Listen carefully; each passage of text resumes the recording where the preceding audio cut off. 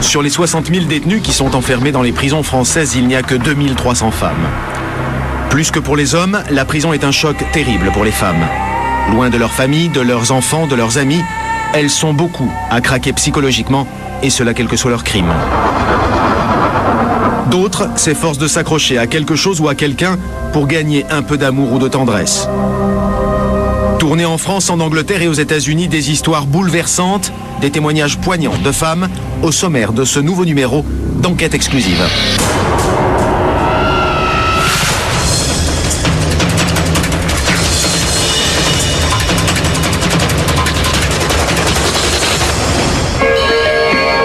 Un matin de janvier, dans les vallons de l'Yonne, quelque part entre Auxerre et Dijon.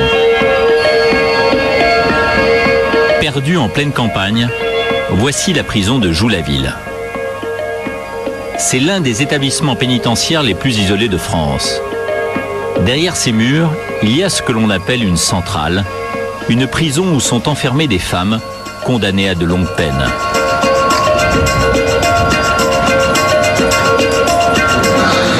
L'homme qui nous accueille s'appelle Eugène Reverbéry.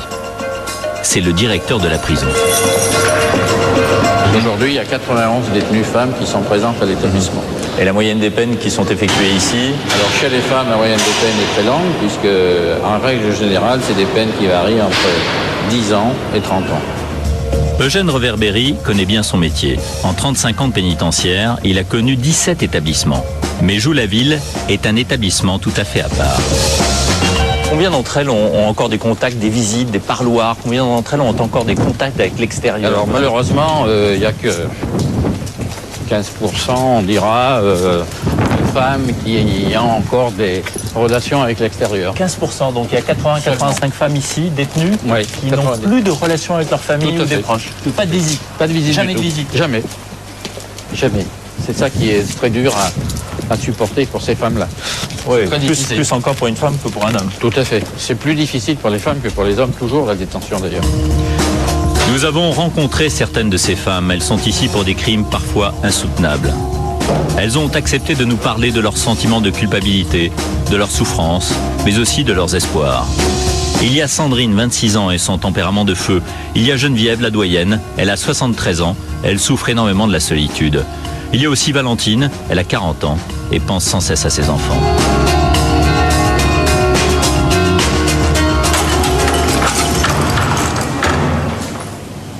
Bonsoir.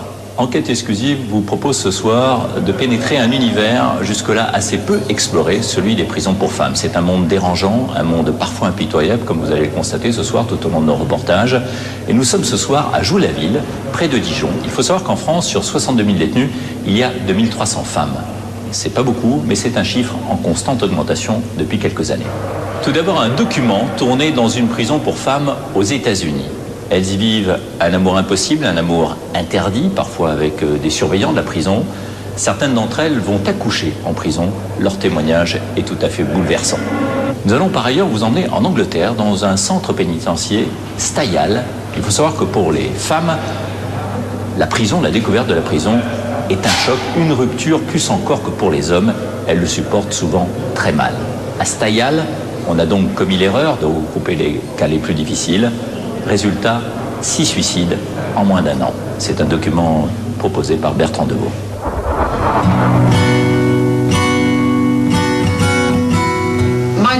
Ma fille est morte en prison. Elle n'avait que 18 ans. Elle y est entrée un vendredi et le lendemain soir, elle était morte. Pendant ces 24 heures, elle a vomi. Elle a eu des convulsions, des problèmes cardiaques. Elle saignait du nez et de la bouche au moment de sa mort. Bien qu'il savait qu'elle faisait une overdose, plusieurs membres du personnel pénitentiaire, y compris une infirmière, ont quitté sa cellule et fermé la porte à clé. Sarah Campbell est la 3e des 6 femmes mortes à la prison de Style, près de Manchester, en l'espace d'1 an. Pourquoi de tels drames dans cet établissement en particulier? Et qu'est-ce qui a poussé ces femmes à se donner la mort ainsi dans leur cellule? Vous vous demandez pourquoi elles mettent fin à leur putain de vie? Vous ne réagissez même pas quand on enclenche la sonnette d'alarme. Je me suis coupé le bras 3 fois ce matin. Ils vous poussent à vous donner la mort. Après le 6e décès, un nouveau directeur a été nommé à la tête de l'établissement. Mais la réunion quotidienne que font les surveillants sur les événements de la veille démontre que cette prison est en état d'alerte permanent. À 16h52, mademoiselle R s'est ouvert le bras avec un rasoir. À 20h45, mademoiselle K a agressé un membre du personnel avec une lame. À 22h30, mademoiselle H s'est ligaturé le cou.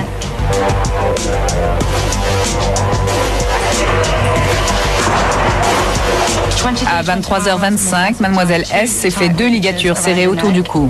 Oscar 1 l'avait examiné les 3 et 6 novembre. À 23h35, les secours sont appelés pour mademoiselle F qui ne réagissait pas.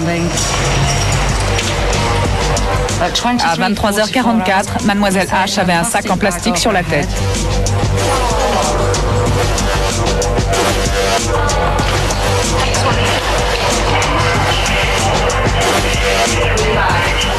À 23h55, mademoiselle S s'est ligaturé le cou.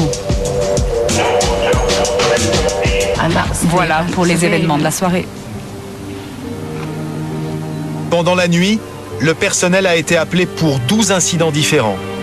Pendant les 6 semaines du tournage de ce documentaire, il y a eu plus de 150 cas d'automutilation ou de tentatives de suicide. Ces 10 dernières années, le nombre de femmes en prison a plus que doublé et 70 femmes se sont suicidées en Angleterre. Steve Hall est le nouveau directeur de la prison de Style. Il ne se fait pas d'illusions sur sa mission. Dans les prisons pour femmes, on a généralement affaire à des détenus très perturbés. Lors de leur incarcération, il y a toujours des risques élevés d'automutilation et inévitablement des décès.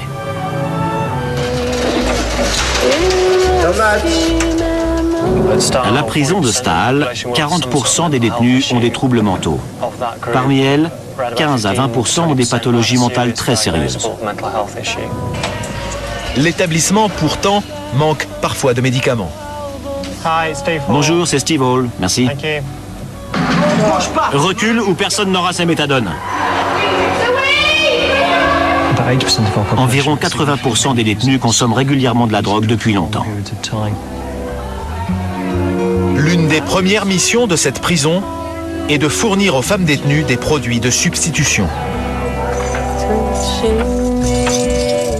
L'incarcération sans risque est devenue notre priorité numéro 1. Vous pensez qu'on doit d'abord empêcher des crimes? Ce n'est pas le cas. Il s'agit surtout de maintenir ces femmes en vie. Respire à fond. Allez. Beverly? Elle est repartie. Beverly? Allez, Beverly. Allez, je t'en prie.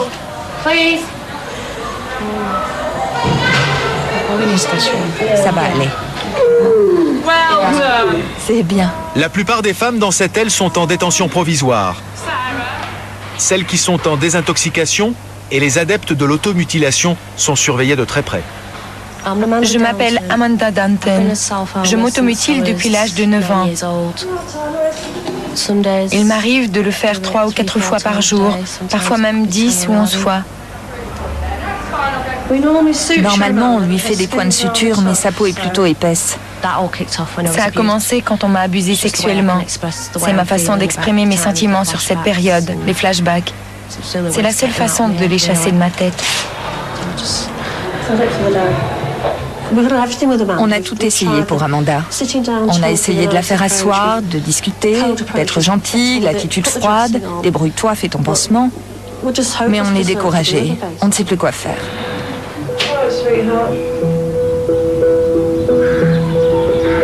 La plupart des femmes qui s'automutilent n'essaient pas délibérément de se tuer. Mais celles qui sont considérées à haut risque sont transférées plus à l'écart dans une unité spéciale de soins. Les femmes qui ont des problèmes de discipline atterrissent également ici. L'équipe de surveillance est constamment sur le qui-vive. Il m'est souvent arrivé de mettre une clé dans une serrure et de savoir que derrière la porte, il y avait une détenue qui s'était lacéré le corps, qui était gravement blessée ou qui luttait même pour rester en vie. Là, une détenue pose un problème, il faut agir. Va-t'en! Lâchez-moi!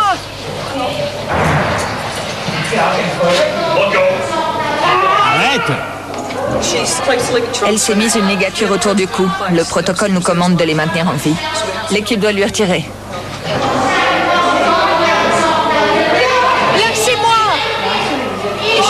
Comme elle ne coopère pas, elle est transférée dans une unité spéciale pour sa propre sécurité.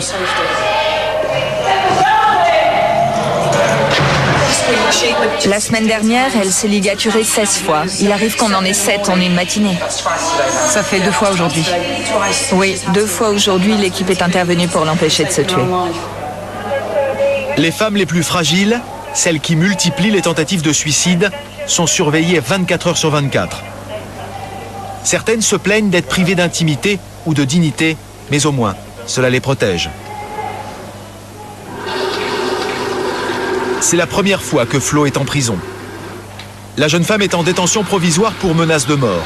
Après avoir essayé plusieurs fois de s'étrangler, elle a été transférée dans cette unité spéciale. Ton comportement nous oblige à te surveiller de façon continue. Il s'est amélioré ces derniers jours, mais avant ça, c'était terrible. Pas d'obéissance, pas de cours, pas de gym, rien. Tu refusais tout et tu te comportais comme une gosse. Tu as fait des progrès. Tu remontes la pente. Mais combien de temps avant de replonger? C'est ce que tu dois te demander. Ou c'est la question que je dois me poser moi-même. Je vais bien.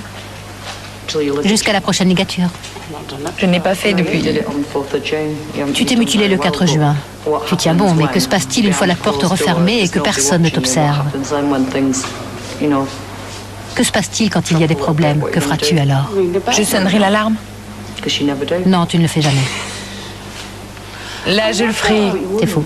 Le mois dernier, ici, on a dénombré 148 mutilations, 2 pendaisons, 30 ligatures, 45 blessures par coupure, une blessure aggravée, 6 fabrications de cordes. Qu'est-ce qui va se passer le mois prochain? Est-ce que ça va baisser ou est-ce que Jackie va continuer à les augmenter? Jackie, justement, vient de se mutiler. Je déteste quand ça sèche. C'est le pire quand on se taillade les bras. Je vais nettoyer ces taches. J'ai avalé la lame. J'attends les radios. Et voilà. Pourquoi avez-vous avalé la lame? Je ne voulais plus me taillader. Et sans lame, je ne pouvais plus le faire. Jackie s'automutile plusieurs fois par jour. Elle vient d'être condamnée à 3 ans de prison pour menace de mort. Elle a de graves problèmes psychologiques, mais ce n'est pas véritablement une femme dangereuse pour les autres. Elle est surtout dangereuse pour elle. Ça fait 5 ans que je n'ai pas eu de problème.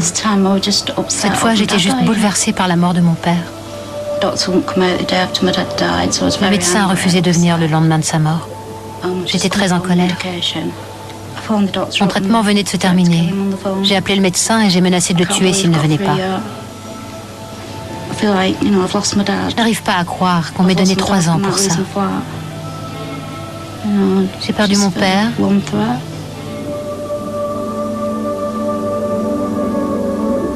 Mais aussi mon chien et peut-être mon appartement juste pour une menace.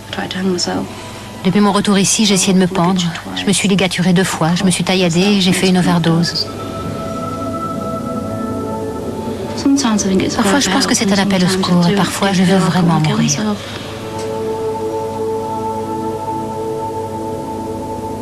Il y a ici dans cette prison toutes sortes d'actes de folie, même les plus inattendus. Il y a une détenue qui jette ses excréments par la fenêtre de sa cellule. On traite cet incident comme une protestation par la crasse. Pourquoi jetez-vous vos excréments par la fenêtre? Je ne peux pas la laisser dans l'aile Waite. On va la transférer dans l'unité CSRU. Il n'y a plus suffisamment d'endroits dans la société pour soigner ces femmes avec des troubles mentaux. Alors elles atterrissent en prison. Dans certains cas, il est inévitable que leur état empire, soit parce que nous ne pouvons pas offrir le traitement dont elles ont besoin, soit parce que l'environnement exacerbe leurs problèmes. Pour chaque situation, il faut trouver des solutions et ce n'est pas toujours facile. L'odeur est insoutenable. Cela fait 45 minutes qu'elle fait ça et elle continue à le faire. Comme de nombreuses femmes qui s'automutilent, Flo a eu une enfance difficile. Elle a fait ensuite de nombreux séjours dans des établissements psychiatriques avant d'atterrir en prison. Je veux juste échapper à celle que je suis. Je me dis que si je ne me punis pas moi-même, personne d'autre ne pourra le faire. Je fais des séjours à l'hôpital depuis l'âge de 15 ou 16 ans. La schizophrénie, personnalité borderline, double personnalité, j'ai tout eu.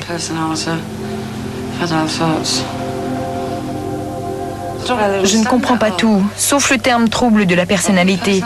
Un instant je vais bien, l'instant d'après je suis déprimée. C'est un cauchemar.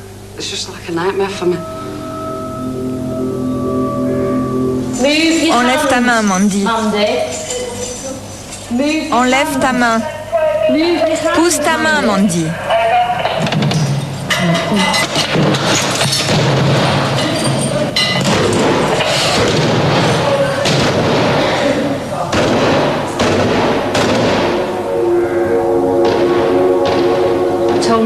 Tony est encore sous surveillance continue. Elle n'a pas créé de soucis majeurs aujourd'hui. Bien. Et Flo? Le moral de Flo s'est bien amélioré depuis hier soir. J'espère qu'elle aura une nuit plus calme.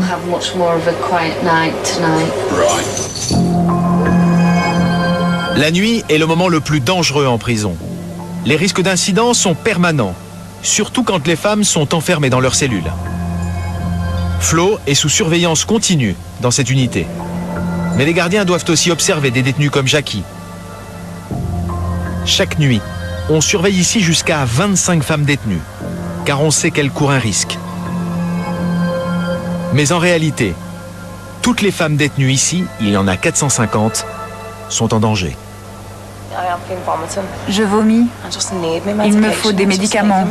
J'ai envie de démolir cette cellule. Je suis en colère. J'ai chaud, je suis agitée et gênée. J'ai vraiment besoin de médicaments.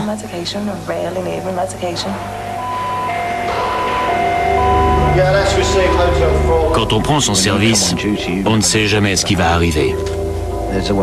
On redoute toujours ce sur quoi on va tomber en ouvrant une porte. Est-ce qu'on va trouver une détenue qui s'est pendue? Leur seul moyen d'expression parfois, c'est la ligature pour attirer l'attention sur leurs problèmes.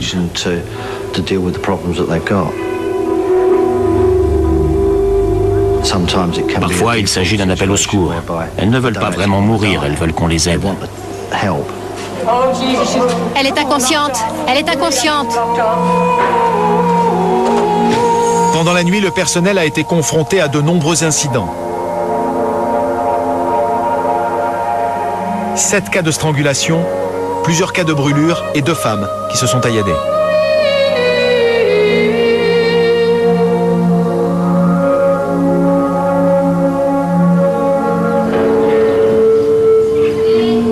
Mais il n'y a pas que des cas psychologiques graves ici.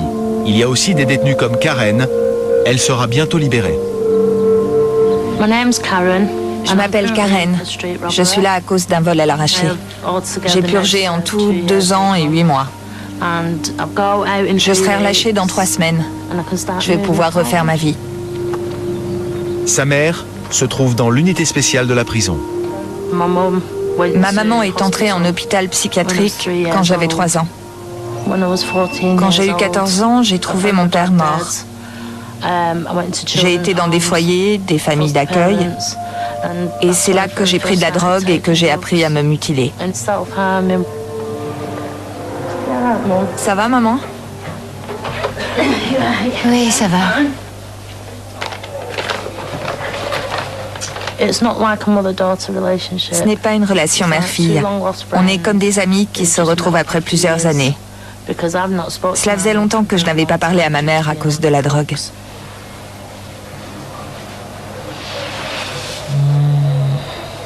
C'est rien. Je suis déprimée d'être ici. Je ne devrais pas être là. Je sais. Tout le monde me le dit. Mais tu as été condamné. Mais je n'arrive pas à l'accepter. Tu dois l'accepter. Tu as déjà fait 14 ans de prison.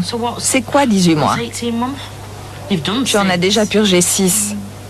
12 mois, c'est rien du tout. Ce n'est pas la condamnation, Karen. C'est ce que j'ai perdu. Quand mon père est mort, je croyais que j'avais tout perdu. Mais je suis encore là. J'ai survécu en fin de compte.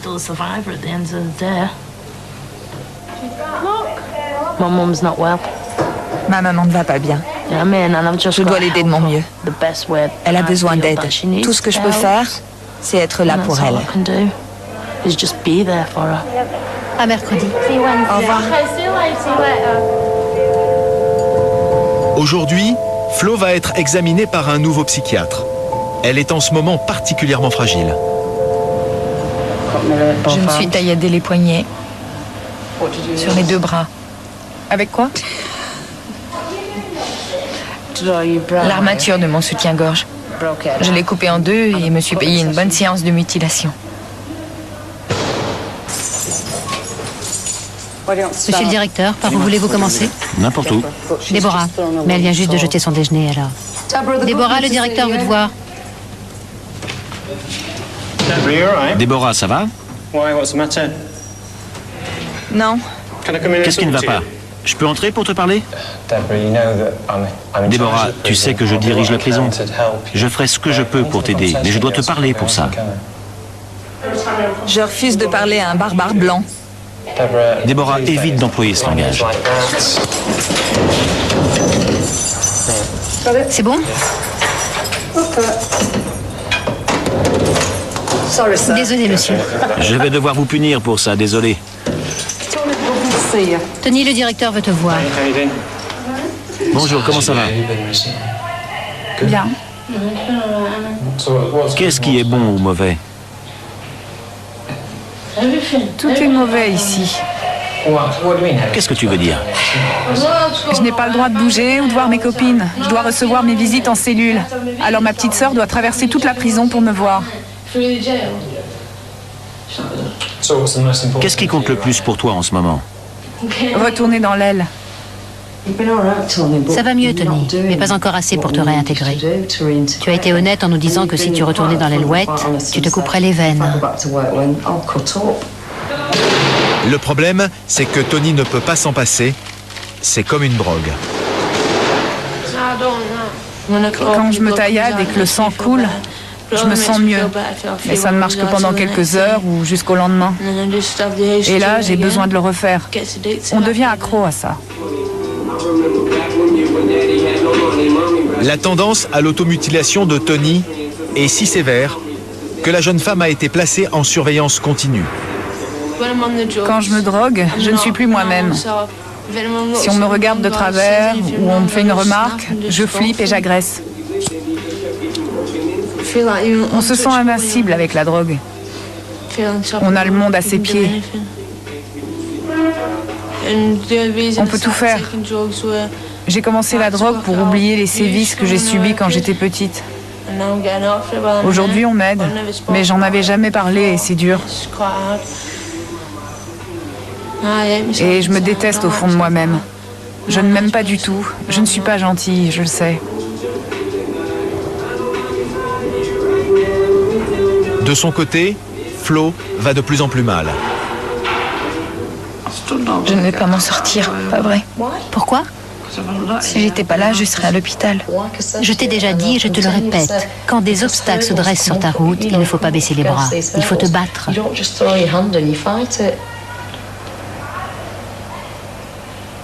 Tu es d'accord? Pas d'accord. Tu n'es pas d'accord, alors tu fais quoi? J'abandonne, je suppose. J'abandonne. C'est des foutaises. Je me suis battue toute ma vie. J'en ai marre de lutter. Qu'allons-nous faire alors? Qu'allons-nous faire durant les prochaines 24 heures? Aide-moi. Je ne sais pas. Je ne peux pas prendre toutes les décisions. Je me fiche des prochaines 24 heures. Je ne pouvais pas la faire taire ou passer sa tête à travers la fenêtre. Tu dois être plus positive, tirer des conclusions un peu plus positives par rapport aux épreuves que tu traverses. Et si tu allais prendre l'air? Allez. Pendant que Flo cherche à se calmer dehors, Amanda, elle, commence à faire une crise. Pourquoi tu donnes des coups de pied? Parce que je suis pas une gosse. Donner des coups de pied dans la porte fait de toi une adulte? Elle a dit que j'étais méchante et que je me comportais comme si j'avais 3 ans. Les enfants donnent des coups et crient quand ils n'ont pas ce qu'ils veulent.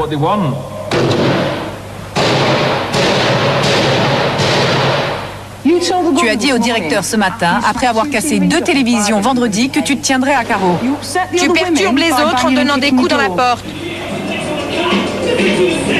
Un médecin psychiatre vient tout juste d'arriver et demande des nouvelles de Tony. Elle sait que la jeune femme est fragile. Je n'ai pas vu Tony depuis la semaine dernière. Je voudrais savoir ce qui lui est arrivé depuis mercredi dernier. On a souvent des problèmes avec elle parce qu'elle veut imposer sa volonté. Son plan, c'est d'échapper à la surveillance continue, de retourner dans l'aile, de trouver une lame, de la drogue et de se taillader. Sa mère vient la voir aujourd'hui. Voici Madame Hargreaves, la maman de Tony. Tout le monde pourrait se présenter. Dis-moi honnêtement ce qu'on va faire de toi maintenant. Sérieusement? Remettez-moi dans l'aile. Tu sais qu'on ne le fera pas, car je sais et tu sais que si tu trouves le moyen, tu vas te couper. C'est pas vrai. Tu le feras. Non. J'ai peur qu'elle se mutile. C'est aussi ce qui nous fait peur. J'ignore beaucoup de choses parce que Tony ne m'en parle pas. Je vais t'expliquer une chose. Nous t'avons mis derrière cette porte parce qu'on veut que tu restes en vie.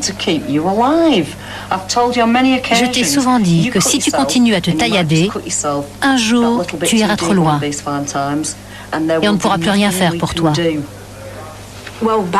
me sens mal parce qu'on a déjà perdu un fils, alors... Ça m'affecte maintenant. Ça t'affecte comme tu affectes ta maman. Tu sais ce que cette femme subit? Bien sûr que je le sais. Alors pourquoi tu continues? Si j'étais pas ici, je ne causerais pas tant de problèmes. Le comportement d'Amanda est de plus en plus inquiétant. J'ai essayé de me suicider plusieurs fois depuis que je vous ai vu. Elles prennent mes affaires, mes boissons, mon tabac, et elles me traitent de tous les noms comme tailladeuse, sans espoir. Je suis un échec. Lorsqu'on s'occupe d'une fille comme Amanda, on perd patience. On est humain en fin de compte. Mais on doit être professionnel et la garder en vie. Pendant le week-end, le moral de Flo est tombé très bas. La jeune femme a essayé de s'étrangler 3 fois. Flo? Flo? Qu'est-ce qui se passe? Bonjour? Qu'est-ce qui s'est passé ce week-end? On m'a dit que tu as été violente avec le personnel parce que tu refusais qu'on enlève les ligatures. Ils auraient dû les laisser. Je vais te laisser réfléchir, parce qu'on ne fait aucun progrès. Non. Pas vrai? Je te laisse réfléchir. D'accord. Certaines détenues exigent qu'on passe beaucoup de temps avec elles. De temps en temps, ça devient pénible. J'en ai marre de tout. C'est tout. Un cumul. Je passe au tribunal lundi. Je ne supportais plus le bruit. Les coups dans la porte n'arrêtaient pas. Certains jours, c'est calme. Et certains jours, c'est pire que d'être dans un zoo. Flo, en réalité, a du mal à rester seule. Ce soir, elle fait tout pour attirer l'attention. Qu'est-ce que tu dis? Tu as froid? Je ne peux pas t'aider si tu ne me dis pas quel est le problème. Je ne me sens pas en sécurité pour l'instant. Pas en sécurité. D'accord. Je préfère que tu sois honnête avec moi. Combien de fois t'es-tu ligaturée? 3. Pardon? 3 fois. Oui. Ils ont pris mes couvertures. Ils les ont enlevées pour éviter que tu les déchires pour t'étrangler.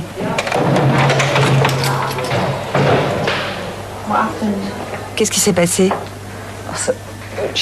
Elle veut ses couvertures. Je lui ai dit qu'on les avait retirées parce qu'elles étaient très costaudes. Elle m'a remercié pour lui avoir donné le tuyau.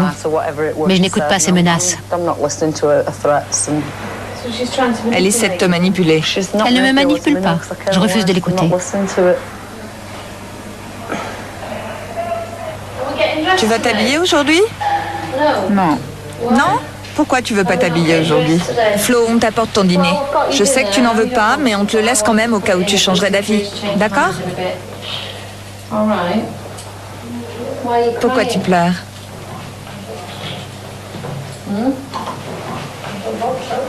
Parce que j'ai énervé Mademoiselle Horsfield. Vous pouvez m'excuser auprès d'elle? Je le ferai. Mais la meilleure façon de t'excuser auprès de Mademoiselle Horsfield, c'est de prendre un bon départ cet après-midi. Essaie de manger un peu, d'accord? Ok.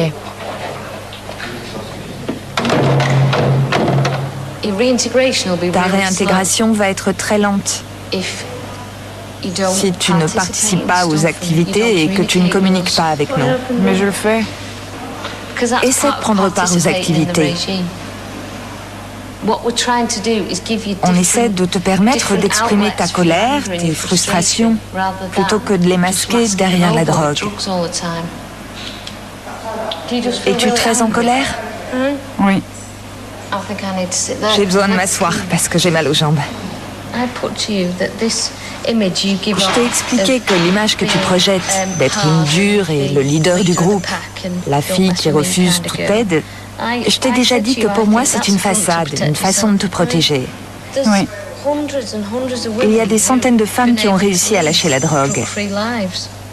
Moi, je n'arrêterai jamais la drogue. Tu dois choisir de vivre au lieu de choisir de mourir.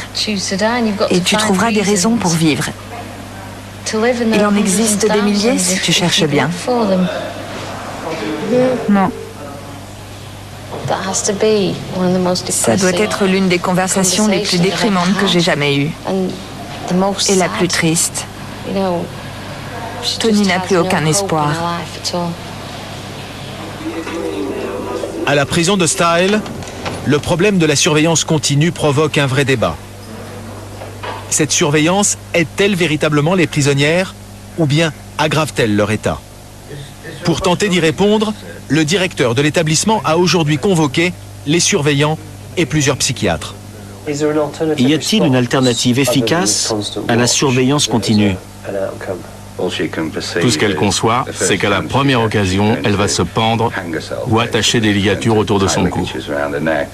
Ce n'est pas à chaque occasion. Cela semble lié à un événement ou un changement d'humeur à un moment donné. Je ne pense pas qu'on puisse dire si elle le fera ou non. Mais il faut prendre un certain risque à un moment donné. À mon avis, c'est une façon de passer à une étape supérieure. On devrait abandonner la surveillance constante. D'accord. C'est décidé. On fait de bons progrès et on devrait continuer.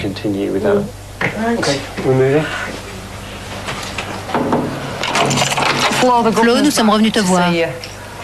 Tu vas quitter la surveillance continue, ça te va? Assieds-toi, s'il te plaît. Je voudrais te voir. Est-ce que ça va? Si tu as besoin de quoi que ce soit, dis-le nous, d'accord? Oui. Bon, à tout à l'heure.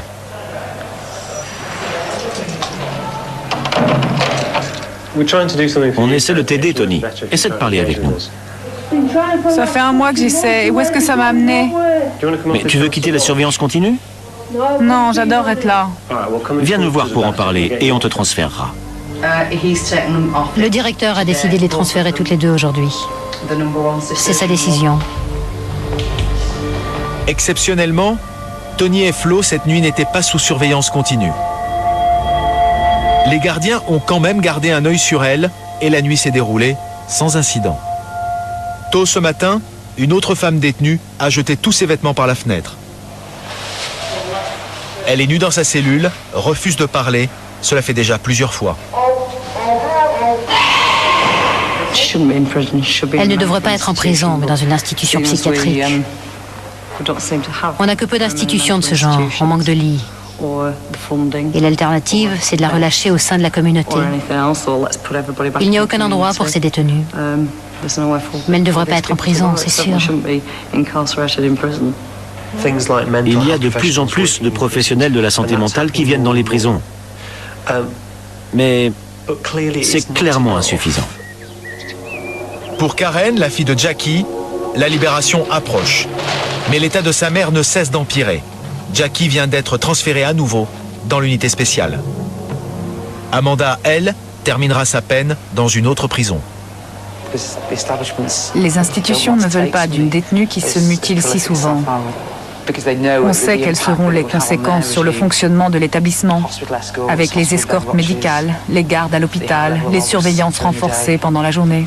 Certaines de ces femmes ont de tels problèmes que les voir survivre à une journée, rester en vie, on se dit qu'on a bien travaillé. Il y a des jours où à Stahal, on retrouve un peu le sourire. Mais il y a ici un problème de fond. La prison est-elle véritablement faite pour ces femmes-là? Il n'y a pas eu de décès à Stahal depuis un certain temps. Mais il y en aura d'autres parce qu'on ne peut pas rester dans cette situation où les détenus continuent à commettre des actes aussi risqués. Tôt ou tard, quelque chose ira de travers et ça coûtera des vies.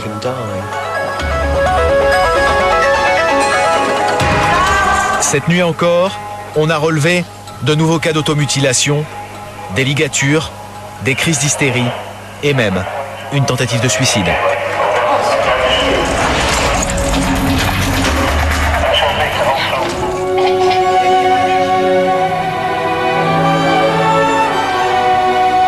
Si on regarde l'avenir avec optimisme, on voit qu'on réussit à mieux gérer les détenus qui ont de sérieux problèmes en prison.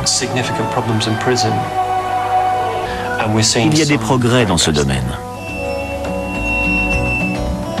Si on est pessimiste, on estime qu'il y aura de plus en plus de femmes en prison avec de sérieux problèmes. Le système va finir par s'effondrer à cause de la surcharge de travail. Après 3 ans de prison, Karen, la fille de Jackie, a enfin été libérée. Flo, elle, a été transférée dans une unité de sécurité maximum après avoir passé 6 mois en détention provisoire. Tony est retournée dans l'aile Waite après son procès. Elle a rejoint une autre prison. En appel, la condamnation de Jackie a été réduite. Elle s'est automutilée plus de 150 fois en prison. Quant à la détenue qui jetait ses vêtements par la fenêtre, elle est maintenant dans un hôpital psychiatrique. Pour les femmes, la prison est un choc extrêmement violent. Beaucoup d'entre elles ont du mal à supporter l'enfermement, l'isolement, le manque d'amour. Mais le plus dur, c'est la coupure avec le monde extérieur, car au bout de quelques mois, quelques années, les compagnons, les maris, les amis ne viennent plus au parloir. À Joux-la-Ville, ces femmes sont pour la plupart suivies par un psychologue ou par un psychiatre. Mais cela ne suffit pas toujours. Il y a aussi des tentatives de suicide? Oui, il y en a. Oui, il y en a. Il y a des suicides aussi, de temps en temps. Malheureusement, comme à l'extérieur. Il y en a eu ici? Comme à l'extérieur, oui, des suicidés, oui. On a eu des pendus, malheureusement. Mais c'est pas facile, hein. Pas facile à gérer. Après, il y a toute une cellule psychiatrique qui se met en place dans l'aile. De soutien psychologique. Soutien psychologique, ce qui est normal. Il y a la famille après qu'il faut accueillir. Donc là, c'est le rôle du directeur. Le directeur accueille la famille, lui montre où le détenu habitait, on va dire entre guillemets. Et puis, le pourquoi, du comment, généralement, je vais vous dire une chose, celui qui veut se suicider va se suicider. Celui qui veut donner une alerte, il va donner une alerte. Celui qui veut vraiment se suicider, il a tous les moyens pour se suicider. Il prend un drap, c'est fini. Il prend une cordelette, c'est fini.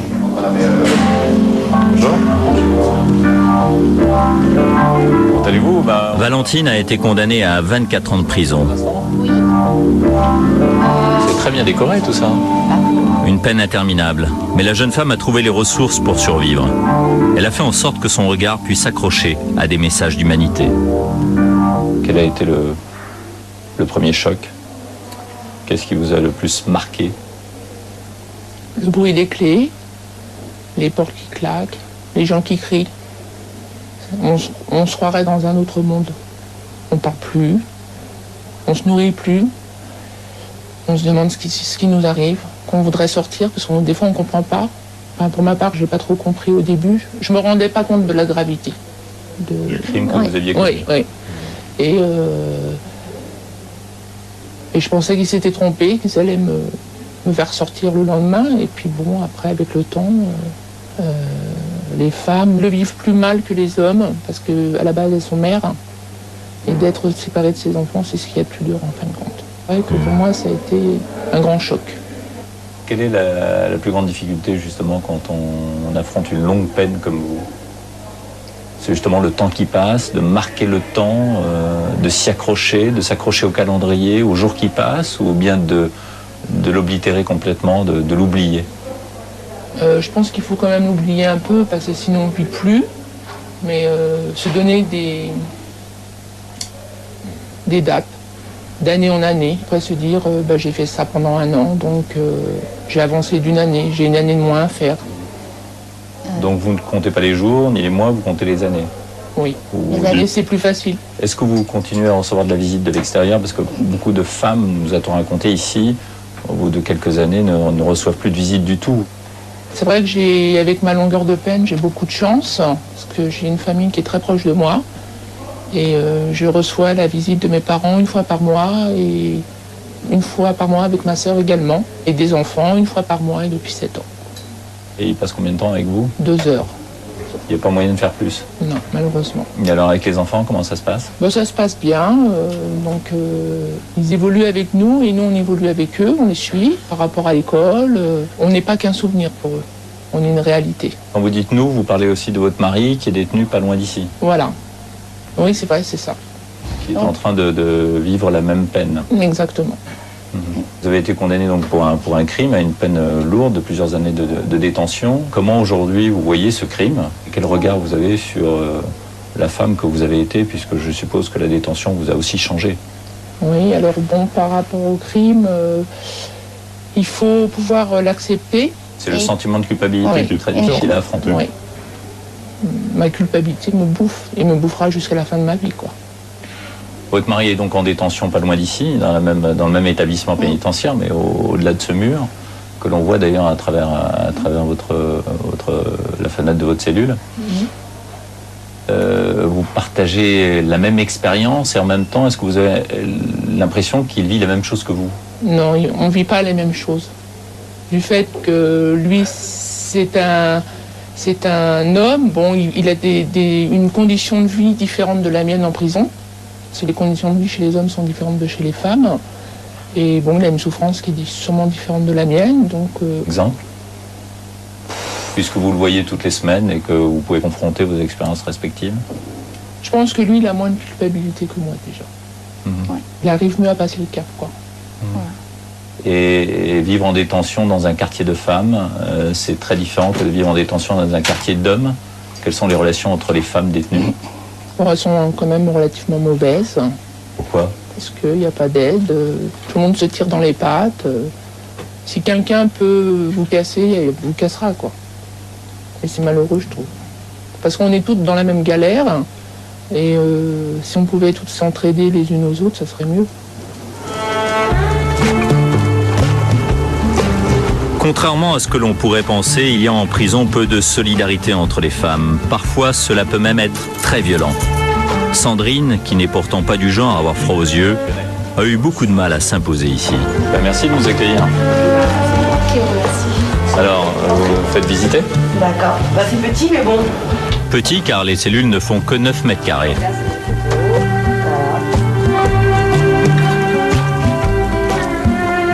Alors, vous êtes là depuis combien de temps? Ici à Jouxtapile, depuis le 28 août. Sinon, ça fait 7 ans que je suis incarcéré. 7 ans d'incarcération? Oui, ouais. Depuis mes 19 ans. J'ai 26 ans maintenant, et depuis mes 19 ans, mais là je suis proche de la sortie quand même. Et alors, c'est quoi la prison pour vous? Ça m'a appris beaucoup de choses et ça m'a beaucoup cassé aussi. Ouais. 19 ans, donc la prison et le changement de prison tous les 3-4 mois. Ah ouais. En tout, j'ai fait 13 transferts. J'ai fait pratiquement toutes les prisons du Sud. J'ai fait Nîmes, Perpignan, Albi, Marseille. Et on vous changeait de prison, pourquoi? Et soit parce qu'on était plusieurs dans la même affaire, soit parce que j'étais passage, donc transfert disciplinaire.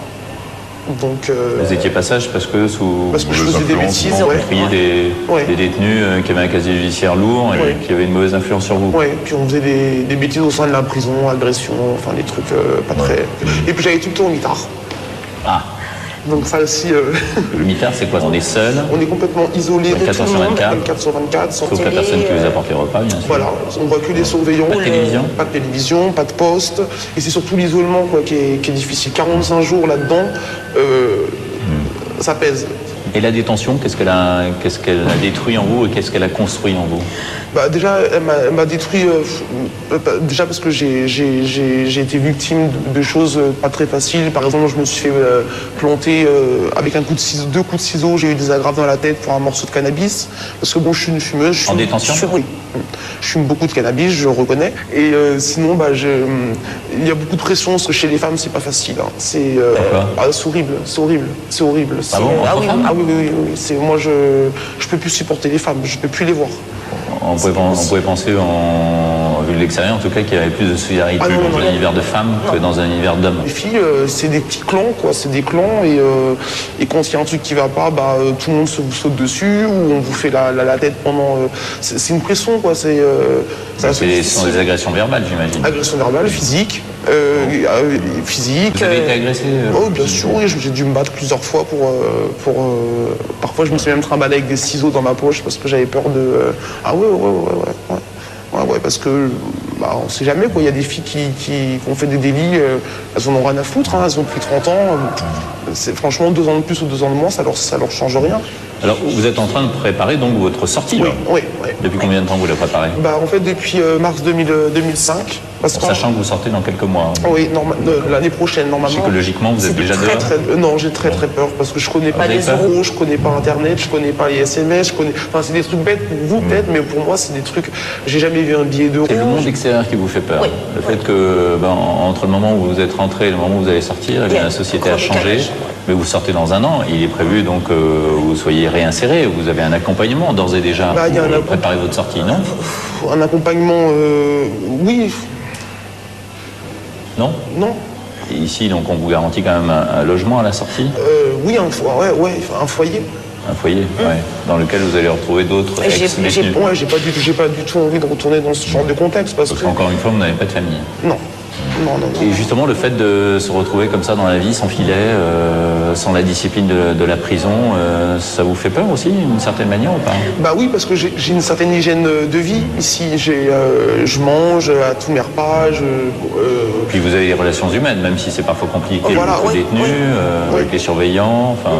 Alors que dehors, je serais complètement toute seule. C'est à moi de me créer des liens. Ouais, c'est ça. Ouais, en fait, c'est ça, tout reconstruire. Pour moi, c'est un peu une renaissance parce que là, j'étais rentré avant mes 20 ans et je sors quelques années avant mes 30 ans. Donc ça fait quand même une grosse différence. Bon, en tout cas, bon courage. À 30 ans, l'âge de sa sortie, Sandrine découvrira donc un autre monde. Il faudra qu'elle s'adapte. Elle n'a pas le choix. Mais Sandrine est jeune. Elle a une vie devant elle. La possibilité encore de construire une famille, de redevenir pleinement femme. Dans un instant, des femmes détenues qui justement souffrent de ne pas avoir de vie affective et même sexuelle en prison. Le sexe, la tendresse, c'est ce qui me manque le plus ici. Ça m'obsède. Tous les gardiens se doutent que Laurie et moi sommes ensemble. Et on ne l'affiche pas. Il faut rester discrète. Des femmes qui s'accrochent à un peu d'amour et un peu de tendresse pour ne pas se sentir seules. Des femmes qui témoignent à cœur ouvert et avec émotion. C'est dans un instant.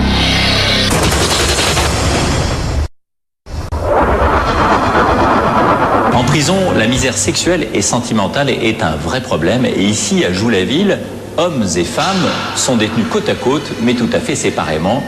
Il y a parfois des cas d'ailleurs où des maris sont détenus à quelques centaines de mètres de leurs femmes, mais ne peuvent les rencontrer au parloir qu'une fois par semaine.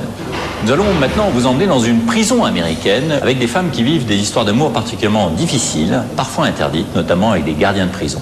Certaines d'entre elles vont accoucher derrière les barreaux. Leur témoignage est bouleversant. La prison de femmes du Tennessee dans le sud des États-Unis, l'un des établissements les plus sécurisés du pays. Derrière ces barbelés, 700 femmes enfermées sous haute tension qui vivent des histoires d'amour secrètes, choquantes, interdites, parfois belles et émouvantes. Il y a Billy. Condamnée pour trafic d'identité, cette jeune femme très coquette vit une passion mystérieuse avec un inconnu qui lui envoie régulièrement des lettres d'amour et des dessins qu'il a fait d'elle. Voilà comment il m'a dessiné. Qui est cet homme qui semble si bien connaître l'univers carcéral? Ont-ils eu des relations à l'intérieur même de la prison? Les surveillants mènent l'enquête. Il y a Tammy. Condamnée pour vol avec violence, cette femme de 31 ans qui est mariée vit une histoire d'amour cachée avec une autre détenue. Comment les deux femmes vivent-elles cette relation au quotidien puisque l'homosexualité n'est pas autorisée en prison? Si vous êtes prise en flagrant délit, on vous transfère en isolement. Il faut être prudente, mais tous les gardiens se doutent que Laurie et moi sommes ensemble. Mais on ne l'affiche pas. Il faut rester discrète. Il y a Renée. Condamnée pour vol et escroquerie, cette future maman est enceinte de 4 mois. Il me tarde d'accoucher, mais je ne veux pas accoucher en prison. Va-t-elle obtenir une libération conditionnelle pour accoucher à l'extérieur? Tout dépendra de l'audition que la jeune femme doit passer devant le juge d'application des peines. Dans ce pénitencier pour femmes, on enferme également celles qui ont commis des crimes sexuels. Et il y a même ici la plus jeune condamnée à mort des États-Unis, là aussi pour une histoire d'amour mais qui a très mal tourné. La plupart de ces femmes sont détenues dans l'unité numéro 3 de la prison, un bâtiment spécial sous surveillance maximum, surnommé Max. Derrière ces murs, il y a 24 cellules individuelles. Le personnel est ici particulièrement vigilant. L'unité 3B, c'est une unité où l'isolement est obligatoire et la sécurité maximale. On y enferme aussi les femmes considérées dangereuses pour la prison ou qui risquent de s'évader pendant l'enquête. Dans l'unité Max, les femmes détenues les plus dangereuses ont des menottes et des chaînes aux pieds. Elles les portent même pour un court trajet aux douches ou pour aller à la salle de loisirs. Dès qu'elles sortent de leur cellule, elles sont obligatoirement attachées et escortées par 2 surveillants. Billy, en apparence, n'est pas considérée comme dangereuse. Mais ses attitudes, un peu aguicheuses, en font une détenue à surveiller de près. J'ai atteint ma maturité sexuelle en prison. Mes hormones peuvent me jouer des tours. Le sexe, la tendresse, c'est ce qui me manque le plus ici. Ça m'obsède. Comme beaucoup de détenus ici, Billy veut rester une femme, même derrière les barreaux. Alors elle prend soin d'elle et n'hésite pas à se pomponner chaque jour. Toute personne qui se respecte essaie de s'occuper d'elle. Moi, j'essaie d'avoir l'air normal en me maquillant. Je veux montrer que la prison ne prend pas le dessus. Je me fais belle pour moi, pas parce que j'ai un rendez-vous galant. En réalité, Billy a quelqu'un dans sa vie, un homme dont elle ne donnera pas le nom, avec lequel elle vit une grande passion. Il est super sexy. Il a dit qu'on achèterait un château en Roumanie. Je lui avais envoyé une photo de moi. Et lors de la distribution du courrier, j'ai remarqué une grosse enveloppe. Je savais que ça venait de lui. Il m'a écrit un mot en disant « J'ai peut-être exagéré certains traits physiques, mais j'espère que tu aimeras le dessin. » Voilà comment il m'a dessiné. Billy reçoit beaucoup de courriers, comme d'autres femmes ici. Par mesure de sécurité, toutes les lettres et les paquets sont ouverts. Là, on vient juste de découvrir quelque chose de suspect dans cette enveloppe adressée justement à Billy. Dès que je l'ai vu, ça m'a choqué. J'en ai tout de suite parlé à mon responsable et il a ouvert une enquête. Le service du courrier m'a contacté, il venait juste de trouver la photo d'un ancien surveillant de la prison. Billy est alors tout de suite interrogé. Je ne suis pas du genre à démarrer une relation avec un gardien. Je ne l'ai jamais fait. Elle a nié, disant qu'elle ignorait pourquoi il lui avait écrit. Il n'y avait jamais rien eu entre eux. J'en ai parlé à la directrice de la prison, car cela peut représenter un vrai risque pour la sécurité. Billy a-t-elle entretenu une relation amoureuse avec un surveillant à l'intérieur même de la prison? Si oui, elle risque une condamnation encore plus lourde. La direction de l'établissement décide donc de prendre des mesures. Veuillez vous avancer. Ok. Première mesure, Billy est immédiatement transféré dans le quartier de haute sécurité, l'unité Max. Pourquoi? Je sais seulement qu'une enquête est en cours pour un acte que vous avez commis ici et qui pourrait entraîner une mesure disciplinaire de catégorie A. Vous comprenez? Pas vraiment. Je vous expliquerai tout ça quand vous serez dans l'unité numéro 3. Avancez pour qu'on puisse vous fouiller. Billy prétend qu'elle n'a rien fait de mal. Nous avons des informations indiquant que la relation existait avant son départ. Vous parlez d'une relation sexuelle? Pas forcément sexuelle, mais en tout cas le genre de relation qui dépasse les rapports normaux entre un surveillant et une détenue. Ce n'est pas du tout le cas. Durant l'enquête, Billy sera enfermé dans une cellule d'isolement du quartier de haute sécurité. On va vous garder ici pendant 7 jours. Après, soit vous rejoignez les autres détenus, soit vous subirez une sanction disciplinaire de catégorie A. Merci, sergent Henry. Pas de quoi. Je suis très mal à l'aise. J'ai l'impression que ça a quelque chose à voir avec...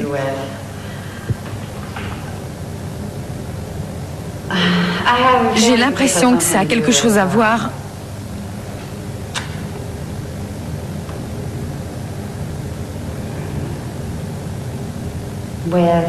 avec lui. Pour l'instant, Billy doit attendre pendant que les enquêteurs fouillent sa cellule. Ils sont à la recherche de preuves ou même d'indices. Très vite, ils tombent sur quelque chose de compromettant. Voilà une lettre qu'elle lui a écrite. Elle lui précise qu'elle a réussi à cacher leur relation. On utilisera cette preuve lors de son audition. D'autres preuves sont découvertes. Elles sont accablantes. Ça se présente donc très mal pour Billy. Dans cette prison, d'autres détenus, comme Tammy, entretiennent également des relations interdites, mais dans un autre genre. Je m'appelle Tammy, j'ai 31 ans. Je me suis mariée en avril. Et juste après, j'ai été arrêtée et emprisonnée. Dans ma région, c'est presque normal de faire de la prison.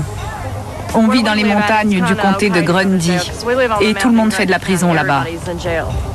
Une fois arrivé ici, Tammy a dû lutter contre la solitude et le manque d'intimité. Il n'y a rien ici et du coup on rêve d'avoir un peu d'activité.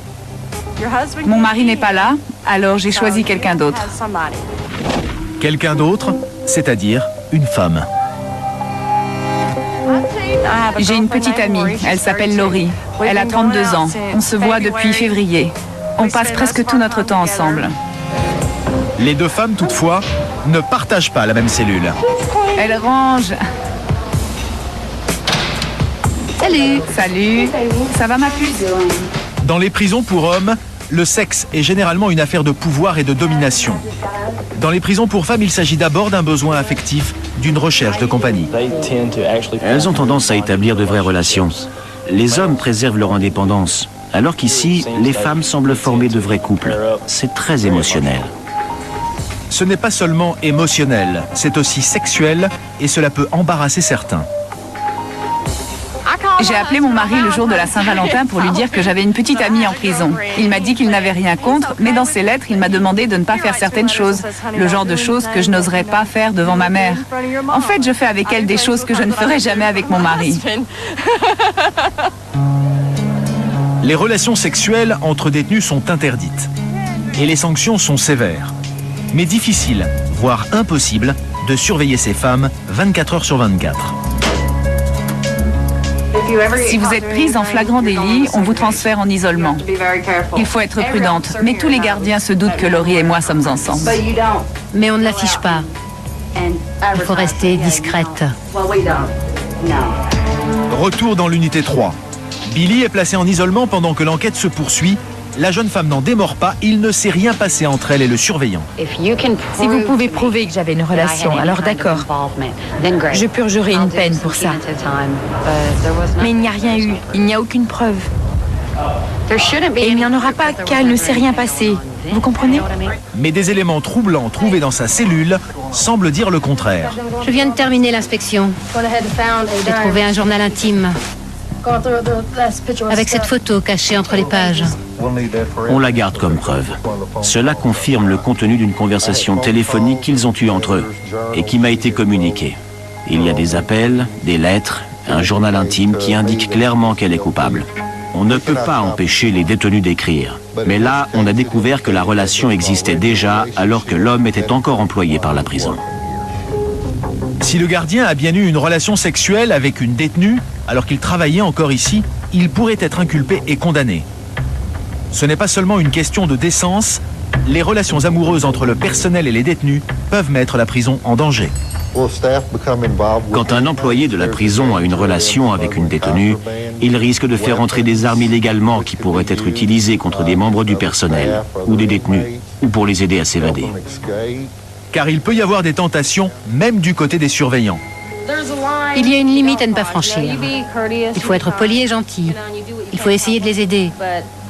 Mais si on entre dans le domaine des émotions et des sentiments, on va trop loin. Billy est-elle allée trop loin?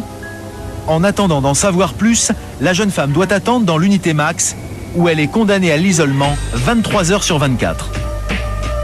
Les relations intimes en prison exigent visiblement beaucoup de prudence.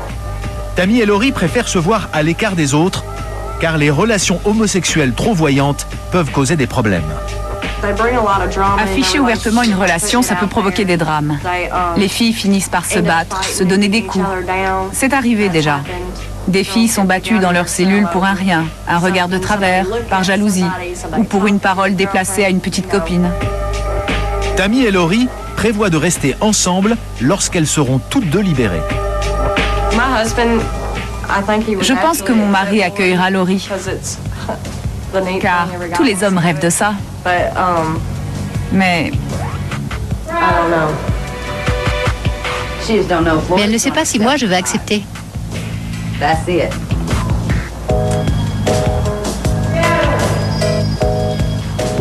Laurie est même capable de tuer mon mari et de refaire de la prison pour ça. Nouveau rebondissement dans l'enquête sur Billy, la jeune femme placée en isolement. Son amant, l'ancien gardien de prison, était en fait un habitué et Billy n'était pas sa seule conquête. On vient d'apprendre qu'il entretenait une relation avec 2 détenus en même temps. Les enquêteurs décident alors de mettre la pression sur la jeune femme, sans pour l'instant lui révéler qu'elle n'était pas la seule à avoir été séduite. Au début, Billy ne démord pas de sa version. Vous m'avez dit que vous ne saviez pas pourquoi il vous avait écrit. C'est ça. Ça aussi, c'était un mensonge? Un mensonge? Ouais. Écoutez-moi bien, ce n'était pas une relation normale. Il n'a pas tout à coup décidé de vous écrire. La relation a démarré ici. À un moment ou à un autre, y a-t-il eu des relations sexuelles? Non, ce n'est pas drôle. Je ne comprends pas pourquoi les surveillants me draguent. Peut-être est-ce à cause de mon physique ou de mon charme. Ils me disent que je suis différente. Donnez-moi les noms, pour me faire plaisir. Vous pouvez éteindre ce truc? Billy ne sait plus comment se défendre. Elle va finir par avouer. Les résultats de l'enquête confirment qu'il existait bien une relation entre eux, alors qu'il était encore surveillant ici. Pour ce cas, les preuves sont accablantes. Dans cette prison, il y a des histoires d'amour secrètes, interdites. Des femmes qui feraient tout pour se voir offrir un peu de tendresse ou voler quelques moments d'intimité. Mais il y a aussi des mamans, comme Renée sur le point d'accoucher. Toutes les 6 heures, un bébé naît derrière les barreaux aux États-Unis, un chiffre qui augmente chaque année. Condamnée pour vol, Renée attaque son 4e mois de grossesse en détention. J'ai découvert que j'étais enceinte 2 jours seulement avant mon arrestation. J'étais très excitée. Je ne pensais pas du tout que j'irais en prison. Je pensais pouvoir accoucher en étant libre, même si j'étais encore en cavale. Renée a aujourd'hui un espoir. Elle vient de faire une demande de liberté conditionnelle pour faire naître son bébé à l'extérieur de la prison.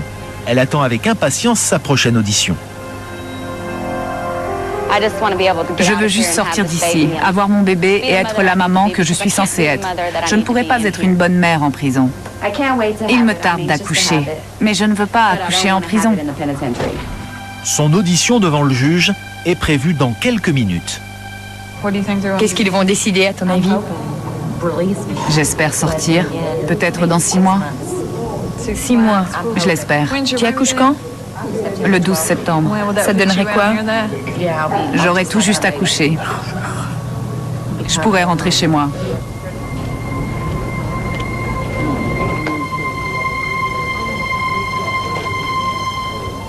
La liberté conditionnelle de René est à l'étude.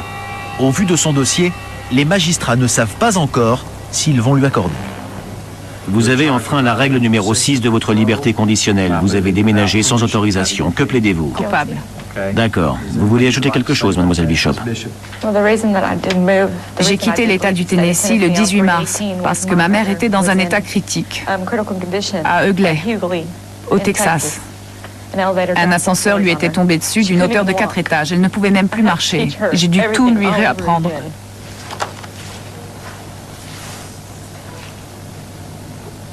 Je vais vous faire savoir ce que je préconise dans 1 minute, d'accord? Oui, monsieur. René va-t-elle pouvoir accoucher en dehors de la prison? Cette minute d'attente est insupportable pour la jeune femme. Retour dans l'unité Max. Billy est condamnée à passer 15 jours de plus à l'isolement. Elle s'en sort bien. Mais elle vient d'apprendre qu'elle avait une rivale et ça, c'est un choc terrible. Je me sens trahie. Ça m'est égal d'être enfermée ici. Ce n'est pas ce qui fait mal. C'est surtout la relation qu'il a eue avec une autre. Il aurait dû m'en parler, par amitié. J'aurais compris. On aurait même pu avoir une relation à 3.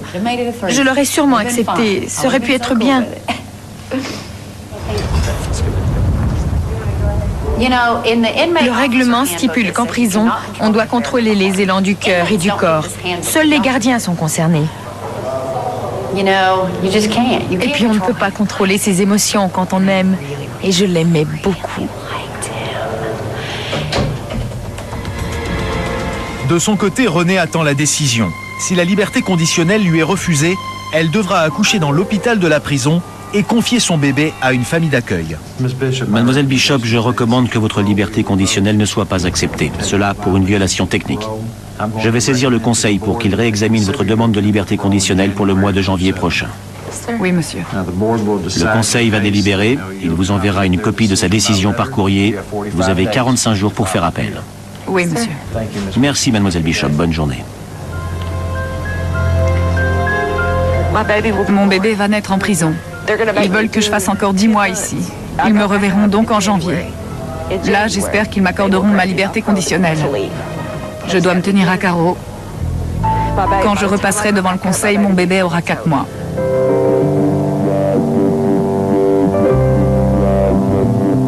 Dans cette prison, il y a d'autres femmes, mères elles aussi, mais qui ont, elles, commis des crimes sexuels particulièrement difficiles. Ces femmes s'appellent Sherry, Rebecca et Tracy. Ici, on offre un traitement adapté à ces femmes coupables de crimes sexuels. Chez les délinquantes sexuelles, le niveau de violence est le même que celui qu'on trouve chez les hommes. Les victimes sont généralement leurs enfants. Je vivais avec un type. On allait se marier. Il m'a forcé à lui faire une fellation pendant qu'il abusait de ma fille. Rebecca purge une peine de 31 ans pour violence et complicité de viol sur mineur. Si j'acceptais ce qu'il me demandait, je gardais mon foyer. Si je refusais, je risquais de tout perdre. Ma vie, ma maison. Sherry, elle, sortira dans quelques mois après avoir purgé une peine de 8 ans pour attouchement sur mineur. Il avait 5 ans. Il ne comprenait pas ce qui se passait. Je sais seulement que je lui ai fait mal. Je suis sûre qu'il est très en colère contre moi. Je le comprends. J'ai toujours voulu lui dire que c'était ma faute, pas la sienne. Toutes ces femmes ont elles-mêmes été victimes d'abus sexuels. Mon père, mon grand-père et mon oncle m'ont violée depuis l'âge de 5 ou 6 ans, autant que je m'en souvienne. D'accord. Et toi, Tracy? On veut avancer, mais on ne peut pas. Il faut d'abord assumer. Tracy a été condamnée à 7 ans pour viol et mauvais traitement. Son mari abusait devant elle de leur petite fille de 2 ans. Elle a laissé faire. Il m'arrive de ne plus avoir envie de suivre le programme. Mais la seule façon de s'assurer qu'il n'y ait plus de secret, c'est d'oser affronter cette réalité tous les jours. On ne peut pas simplement mettre ça dans un coin de sa tête et partir. Une fois libres, ces femmes vont avoir beaucoup de mal à se réinsérer car leur crime les a marquées à vie. Je dois m'inscrire dans un bureau de l'État. Si je veux déménager, certains endroits me sont interdits. On porte l'étiquette de délinquante sexuelle. Je dois essayer de rester moi-même et ne pas laisser cette étiquette que je porterai toute ma vie m'affecter. C'est exactement ce dont j'ai besoin. Je suis une victime à la base, mais j'ai aussi laissé ma fille devenir une victime. Et si je ne me fais pas soigner, quelqu'un risque encore de souffrir. La plus jeune condamnée à mort des États-Unis s'appelle Krista. Elle a tué par amour. Un meurtre terrible. Il y a 10 ans, alors qu'elle sortait à peine de l'adolescence, elle a torturé, mutilé et assassiné sa rivale, une jeune fille comme elle, qui avait tenté de lui voler son petit ami. À 18 ans, j'ai été jugée pour meurtre avec préméditation. J'ai été condamnée à la chaise électrique. Debout dans le tribunal, j'ai regardé la juge. Elle lisait ma condamnation à mort. Et puis ma mère a commencé à crier de douleur. Et ça m'a bouleversée. J'aurais pu tout supporter, mais pas d'entendre ma mère pleurer. Étonnante confession. La douleur de sa mère l'a en fait plus touchée que sa propre condamnation à mort. Car en réalité, Krista ne regrette rien. J'avais mes raisons pour agir comme je l'ai fait. J'ai mes problèmes. Je pense à ma victime. Oui, j'aimerais pouvoir la ramener à la vie, mais uniquement pour éviter d'être ici. Et ma mère ne souffrirait plus. Mais admettre que je suis désolée qu'elle soit morte? Non. On doit tous mourir de toute façon. Je ne l'aimais pas quand elle était vivante. Elle m'a fait des trucs horribles. Et je lui ai rendu l'appareil. Ici, pour Krista, c'est encore plus dur que pour les hommes qui attendent dans le couloir de la mort. Je suis enfermée 23 heures par jour et 24 heures sur 24 le week-end. Je pourrais dormir avec ça. Je m'y suis habituée. Mais je déteste mes bracelets. Vous êtes prête? Seule concession accordée à Krista, un rendez-vous mensuel chez le coiffeur. C'est génial de pouvoir discuter normalement avec quelqu'un sans être dans une cage ou dans un bocal. Elle a des cheveux très épais. La conversation semble anodine, mais les mesures de sécurité sont bien présentes. Krista, il faut le rappeler, est capable d'une grande violence. Je ne me sens pas menacée ici. Il y a 10 ans que je suis là. Je connais tout le monde. J'ai été la première personne à qui Elisa a parlé à son arrivée ici. Si je devais la mutiler, je l'aurais déjà fait. Krista ne connaît pas encore précisément la date de son exécution, mais elle s'y est déjà préparée. Je me suis tuée des milliers de fois dans ma tête. Je me demande ce que je vais ressentir au moment de mourir. Je me demande aussi à quoi je vais penser quand ils m'attacheront sur la chaise. J'aurais vécu ma vie. De toute façon, on doit tous mourir. Alors autant partir dans la dignité.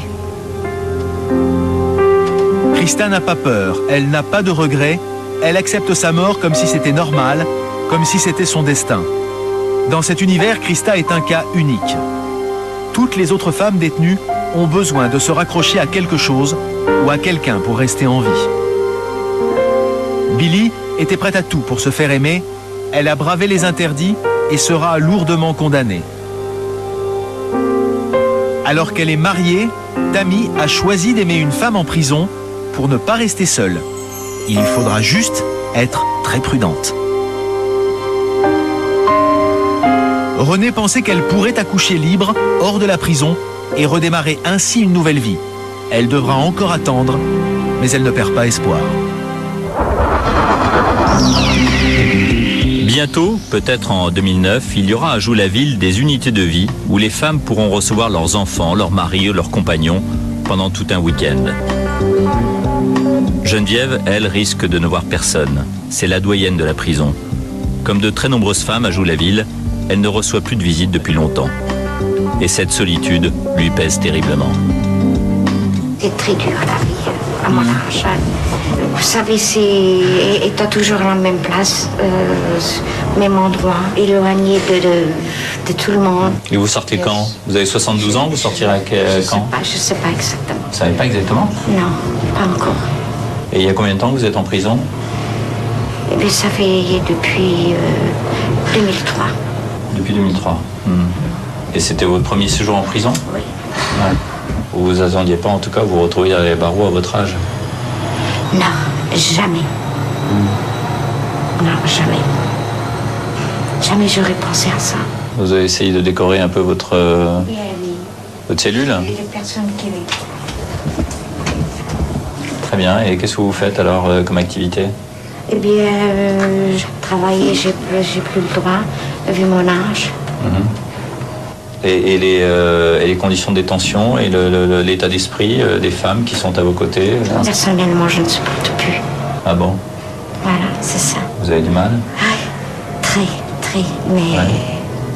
Vous êtes suivi psychologiquement? Ah oui, heureusement. Prenez des calmants, prenez du cachet, quelque chose?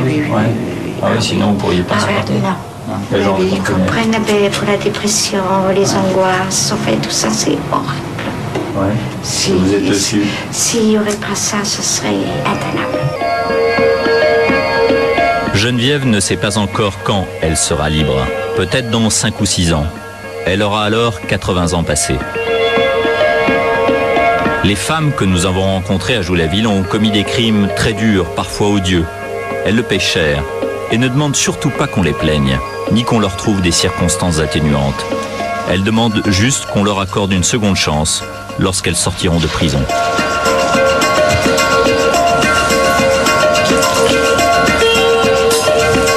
Voilà, la nuit est tombée sur ce centre de détention de Joux-la-Ville, près de Dijon. Nous sommes à quelques pas du quartier des femmes. Elles doivent regarder la télévision et je voudrais leur dédier cette émission en les remerciant de la simplicité, de la gentillesse de leur accueil et de leur témoignage. Elles nous ont raconté quelles étaient leurs souffrances, leurs douleurs, mais aussi leurs espoirs en une vie future, puisque certaines d'entre elles vont en profiter ici pour se reconstruire. Alors, à Joux-la-Ville, la plupart des détenus qui sortent ont l'assurance d'un logement et d'un emploi. Il reste ensuite à recréer des liens familiaux ou à créer une famille, ce qui est particulièrement difficile après une expérience traumatisante comme celle de la prison.